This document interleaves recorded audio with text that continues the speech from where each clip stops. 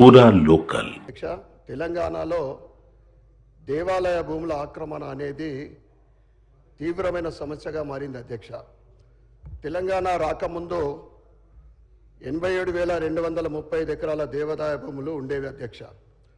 తెలంగాణ వచ్చిన తర్వాత 20,124 ఎకరాల దేవాలయ భూములు కబ్జాకు గురి అయితే కేవలం 1,146 ఎకరాలకు మాత్రమే కేసులు నమోదు అయ్యాయి అధ్యక్ష. కబ్జాకు గురైన మిగతా భూముల లెక్క ప్రభుత్వం దగ్గర ఉందా? ఉంటే దానిపైన ఈ ప్రభుత్వం ఏం చర్యలు తీసుకున్నారో సమాధానం చెప్పాలి. వేలాది కోట్ల ఆదాయం దేవాలయాల నుండి వస్తుంటే వాటి నిర్వహణ అధ్వాన్నంగా ఉంది అధ్యక్ష. కేవలం బడ్జెట్లో 190 కోట్లు కేటాయించి వాటి అభివృద్ధి ఏ విధంగా సాధ్యమో ప్రభుత్వం సమాధానం చెప్పాలి అధ్యక్ష.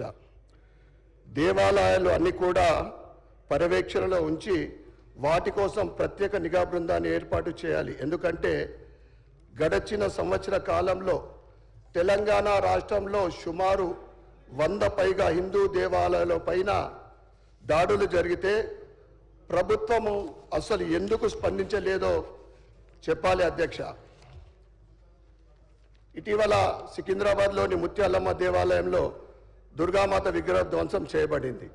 ఇది భక్తులలో ఆగ్రహాన్ని రేకెత్తించింది.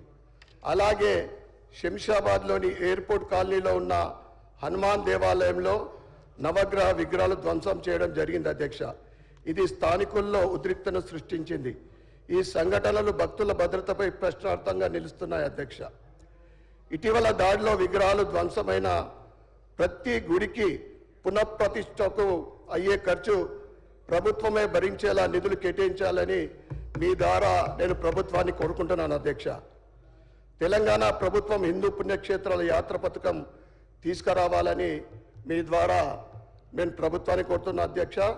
హజ్ యాత్ర తరహాలో ప్రతి నియోజకవర్గం నుండి కనీసం 500 భక్తులకు ప్రతి సంవత్సరం చార్ధామ్ యాత్రకు ప్రభుత్వ ఆర్థిక సాయం అందించాలని నేను మీ ద్వారా ప్రభుత్వాన్ని కోరుతున్నాను అధ్యక్ష.